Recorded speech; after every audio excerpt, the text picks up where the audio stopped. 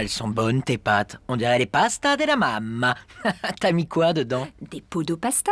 Des pots de pasta? Oui, des pots de pasta. C'est les copeaux de peau morte des pieds de paysans. Te connaissant, c'est issu de l'agriculture biologique. Évidemment, leurs laisses vont plus. Du coup, ils vendent leurs pots qu'ils font eux-mêmes avec leur propre râpe à fromage. Donc pot de pasta aide les pécores. Pecorino! Oui, pecorino des pots de pasta.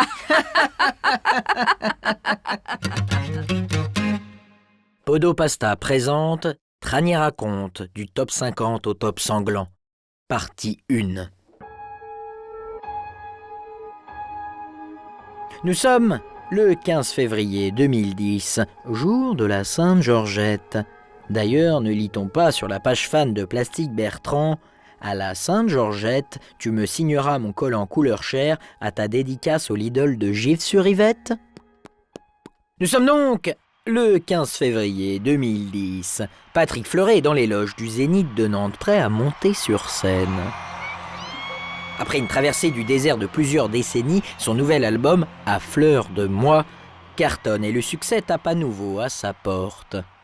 C'est conscient de cette chance qu'il se regarde dans le miroir nu, tel Patrick Bruel, prêt à se faire masser la canette pour se détendre avant de monter sur scène.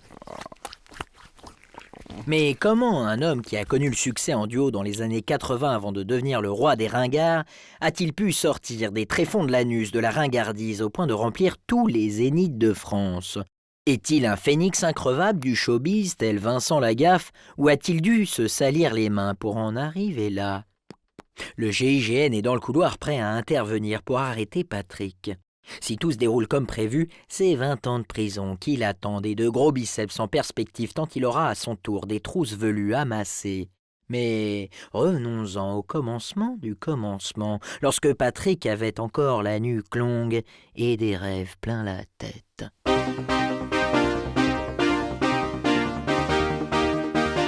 Nous sommes au début des années 80. Patrick Fleuret est un jeune étudiant en droit à la fac. Il rencontre Thomas Touran, avec qui il a fait les 400 coups.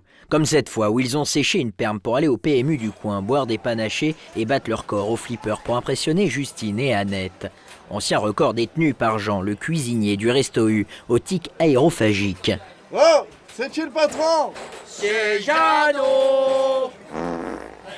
Les deux compères aimaient la déglingue. Un soir, alors qu'ils fêtaient la Saint-Patrick dans un pub parisien avec des chapeaux de forme vert et des fausses barbes rousses, non, je déconne, nous sommes en 1984 et à cette époque, nous n'étions pas des gros connards. Alors que Patrick et Thomas sont torse nu sur le comptoir d'un bar à reprendre Still Loving You en playback. Still Loving You. Un producteur ayant du pif et beaucoup d'amour pour les jeunes blonds propose à Patrick et Thomas d'enregistrer une chanson. 3 mois plus tard, la chanson Main baladeuse caracole en tête des charts.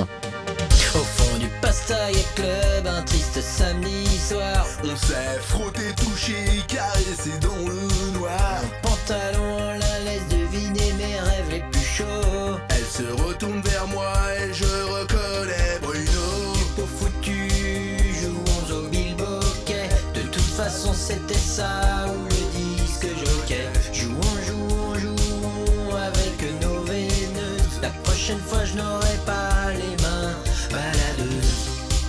Baladeuse, baladeuse, baladeuse. Baladeuse, baladeuse, baladeuse. Baladeuse, baladeuse, baladeuse. Baladeuse, baladeuse, baladeuse. C'est pas la plume d'un 13 blocs, mais que voulez-vous? La légende raconte que c'est les droits SACEM de cette chanson qui ont changé la vie de Stéphane Bern, parolier de ce bijou. C'était une autre époque, ça baisait sans capote et ça s'épilait pas le sac. Après ce hit, la machine s'emballe. Un album, des clips, la tournée des zéniths, l'alcool, la drogue, les femmes, les hommes aussi, parfois. Une naine un soir d'octobre, enfin, comme Jean-Luc Reichmann appelle ça, un lundi matin. Sacré déglingo, ce Jean-Luc. Pas un jour ne passe sans que nos deux vedettes passent dans les magazines ou à la télé, leurs deux têtes de fils d'up 7 jours sur 7 à l'écran. Autant ils n'avaient pas pris beaucoup de plaisir à chanter comme deux gogoles déguisés en mouches pendant la réclame quand ils firent Interville, autant ils prirent tous les deux beaucoup de plaisir à se retrouver dans le jury de Miss France cette année-là. Succès oblige, ils ont tous les deux réussi à faire leurs petites affaires avec 2 Miss ce soir-là. L'un avec la 2e dauphine, Miss Franche-Comté, et l'autre avec Miss Nord-Pas-de-Calais. Mais une Miss qui chose du 43 et qui a un gros gag, ça sent le verre de trop. Sacré Jean-Pierre Foucault. D'ailleurs, quand l'une d'elles trébucha pendant le défilé, Patrick hurla. « C'est parce que je lui ai cassé le pot !» Fort heureusement, les bruits de bouche de Jean-Pierre Foucault couvrirent sa voix. C'est malheureux, une chute. Oh non, je suis Jean-Pierre Foucault, au cas où si vous n'aviez pas remarqué. Lors d'une caméra cachée pour surprise, où on devait faire croire aux 2 chanteurs que l'horloge était hantée, la production prit la décision de ne pas diffuser la caméra cachée, tant la pièce ressemblait à Megève. De la coke en veux-tu, en voilà. On se serait cru dans la boîte à gants de Benoît Magimel. Enfin, sa boîte à gants, ses poches, ses chaussures, ses cheveux, ses chaussettes et sa brosse à dents aussi, quoi. Un jour, lors d'une interview, Patrick et Thomas se retrouvent face à Michel Drucker qui, au lieu de leur parler de leur cravate rose et de leur costume vert pistache immonde, préfère leur parler de leur parcours et de leur succès. Lorsque Michel commence à flatter les talents de Thomas, qui, des deux, était le seul à savoir chanter, Patrick, en montée de coke, se leva. « Et moi, je sais pas chanter, moi ?» Michel, professionnel, se mit à rire pour faire croire que Patrick était en train de plaisanter. Ayant très peu d'humour quand sa coke est mal coupée, Patrick se lève et rentre une patate de bonhomme dans Michel Drucker qui tomba dans les pommes aussitôt. Le chien de Michel, pour défendre son maître, se mit à faire pipi sur la jambe de Thomas qui, incrédule, laissa faire le chien. Patrick déchira sa chemise et se mit à vociférer des propos scandaleux. « Ah, je suis seul contre tous, je vous baisse tous, pour les gros et les petits torses, 94 ! Ah, vous savez pas à qui vous avez affaire. J'ai déjà uriné sur un homme, moi. Ah, Dorothée, t'es bonne. Drucker, t'es un homme mort. Ah !» Thomas, sentant qu'il était en train de vivre en direct la fin de carrière de son ami, se mit à passer son doigt sur sa jambe pour goûter le pipi du chien. « Succulent, Michel. Réveillez-vous, Michel. » La sécurité ne mit pas longtemps avant d'intervenir pour faire évacuer Patrick qui n'en finissait plus de morver de colère. « Je vous baisse tous, De Fontenay aussi, je l'ai niqué. Allez tous vous faire foutre. My Brandt, tu nous manques pas, pédé !» Thomas se mit à faire du bouche à Michel Drucker et à appeler les pompiers en larmes. Il venait de sauver sa carrière. Pour Patrick, c'était là le début de la fin. En tout cas, pendant les 20 prochaines années avant un comeback de Derrière les fagots.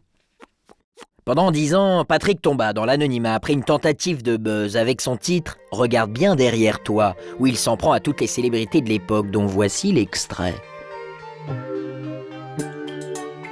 Un jour je te retrouverai, je te ferai bouffer ta paire. Regarde bien derrière toi, Michel Drucker. Tu m'as serré la main, tu bandais comme un âne. Regarde bien derrière toi, Christophe de Chavannes. T'annonces du soleil même en hiver. Regarde bien derrière toi, Daniel Gilbert. Manque de peau, Internet n'existait pas à l'époque. Il ne diffusait sa chanson que dans sa voiture, sur les parkings des supermarchés. Même voiture dans laquelle il dormait et caguait. Plus précisément dans le coffre. Il caguait dans le coffre. Ça n'a pas d'intérêt dans le récit, mais pour l'anecdote, c'est pour cette raison qu'il n'a jamais réussi à vendre cette Peugeot 205. Fini les paillettes, fini les strass, fini. Oh, il eut bien un début d'espoir de renouveau quand, déguisé en chèvre au rayon frais du Auchan de Val-de-Fontenay, chantonnant « Le chèvre c'est bon, le chèvre c'est doux, le chèvre est bon, le prix est fou ». En tenant un plateau de fromage, il croisa le fils de Cookie Dingler. « Tom, tu te souviens de moi? Je t'avais fait pleurer un jour à Noël. Tu parleras de moi à ton père. Dis-lui que je suis pas mort. Tu lui diras, hein ?» Pauvre Tom, venu acheter des flammes-cuches et des capotes, dut se cacher pour éviter la honte d'être vu en compagnie de Patrick. Quand il comprit qu'il ne fera plus jamais carrière et qu'il se retrouvera complètement seul, il décida d'ouvrir un magasin où il vendait de vieux slips de Claude François. Pour la plupart, c'était juste ses propres slips, mais les fans de Clo-Clo n'y avaient vu que du feu. Pour les connaisseurs, c'est comme le mec qui vend des objets Michael Jackson sur les grands boulevards en disant qu'il ferme son magasin à la fin de la semaine. Patrick comprit que tout espoir était foutu quand il tomba sur Danse avec les stars. Francis Lalanne, Tay Chris et Manuel Moire, les plus grands ringards du showbiz, étaient conviés à la fête, mais pas lui. Quand on est à la fois ringard et pas dans Danse avec les stars, on n'est pas juste un has-been, on est aussi mort aux yeux du peuple. Ce soir-là, Patrick eut son meilleur ami Thierry Samitier au téléphone pour le consoler. Bon, Thierry dut raccrocher parce que les flics tapaient à la porte, enfin ça c'est une autre histoire. Patrick dut s'y résoudre, pour lui c'était fini. Son seul quotidien à présent c'était son magasin de slips de Clo-Clo. Et c'est ainsi que Patrick survécut pendant 20 ans, jusqu'au jour où son téléphone sonna. Pour connaître la suite de cette sombre affaire, du top 50 au top sanglant, abonnez-vous au podcast Tranier raconte. Des histoires peu connues du grand public mais atroces à s'en fissurer la moelleuse. Merci d'avoir écouté le podcast. N'hésitez pas à me suivre sur les réseaux @BenjaminTranier. Et si vous êtes sage, je peux vous envoyer 2-3 nudes.